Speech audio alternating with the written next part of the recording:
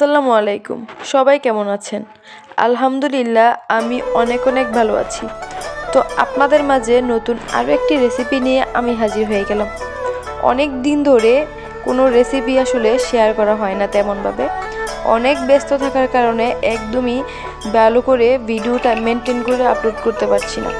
তো আজকে ভাবলাম আপনাদের সাথে একটা রেসিপি শেয়ার করি। তো চলুন আজকে ভিডিওতে যা যা থাকছে আপনাদের সাথে শেয়ার করব। অবশ্যই যদি আমার ভিডিওটি ভালো লেগে থাকে একটা লাইক কমেন্ট শেয়ার করবেন এবং সুন্দর একটি কমেন্ট করে যাবেন, যেন আমার ভালো লাগে আপনাদের কমেন্ট দেখে এবং আপনাদের পরিবারে যেন আমি যেতে পারি। তো চলুন আজকে ভিডিওটা শুরু করা যাক। এই যে আমি আজকে আপনাদের সাথে শেয়ার করব আমার মায়ের হাতের স্পেশাল একটা পায়েস রেসিপি।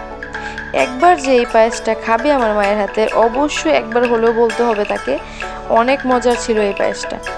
তো আপনাদের তো আর খাওয়াতে পারবো না, তাই আপনাদের সাথে শেয়ার করি যেন আপনারাও বাসায় এইভাবে বানিয়ে খেতে পারেন। তো চলুন আজকের ভিডিওটা শুরু করা যাক।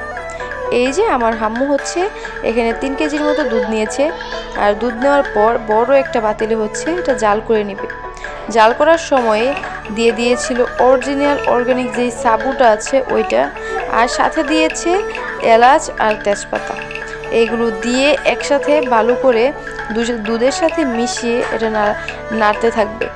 যতক্ষণ না এটা বলকানে আসবে ততক্ষণ পর্যন্ত হচ্ছে এটা এভাবে অনবরত নাড়তে হবে।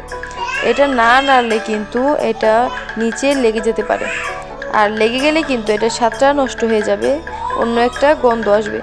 তাই এটা ভালো করে নাড়তে হবে।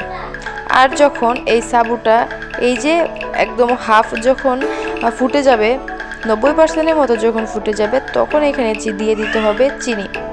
চিনিটা অ্যাড করার পর এটা ভালো করে নাড়তে হবে। আপনারা যে যার মতো যেই পরিমাণে চিনি খান সেই পরিমাণেই দিবেন। আমরা যেহেতু অত আহামরি চিনি খাই না, বেশি মিষ্টি আমাদের পছন্দ না, সেই জন্য আমরা এখানে মিডিয়াম চিনি দিয়েছি। আমাদের যতটুকু দরকার আমরা অতটুকু দিয়েছি। আপনাদের যতটুকু মন চায় আপনারাও অতটুকু দিতে পারেন। এই যে এখন ভালো করে নাড়তে হবে, আর সাথে কিন্তু অবশ্যই দিতে হবে গুঁড়ো দুধ। গুঁড়ো দুধটা দিলে অনেক সুন্দর একটি ফ্লেভার আসে এবং খেতেও কিন্তু ভীষণ মজা হয়, আর পায়েসের কালারটা অসাধারণ হয়। তো এই যে আমার পায়েসটা কিন্তু প্রায় অলমোস্ট শেষের দিকে হচ্ছে।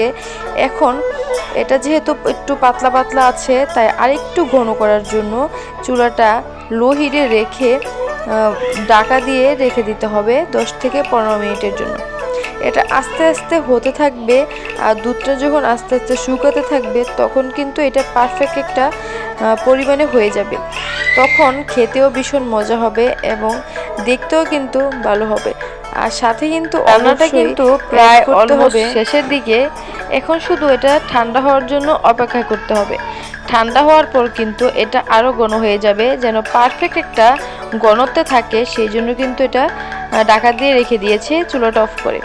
এই যে দেখুন আমার পায়েসের ফাইনাল লুকটা, সাথে কিন্তু দিয়ে দিয়েছিল বাদাম। এখানে কাজু বাদাম আর পেস্তা বাদাম দেওয়া হয়েছিল শুধু টেস্টের জন্য, এটা অপশনাল, না দিলে হয়। অবশ্যই কেমন লেগেছে আমার ভিডিওটা কমেন্ট করে জানাবেন। আল্লাহ হাফেজ আজকে।